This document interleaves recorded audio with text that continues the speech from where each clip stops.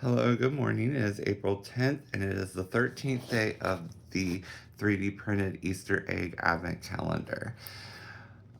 So let's just dive right in and see what's in day 13.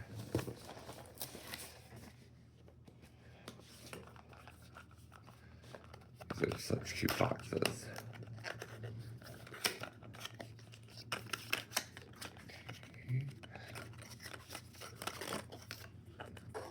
Ooh.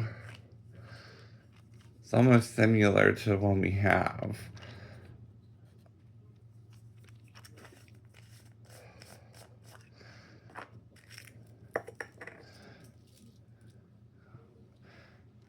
Very pretty.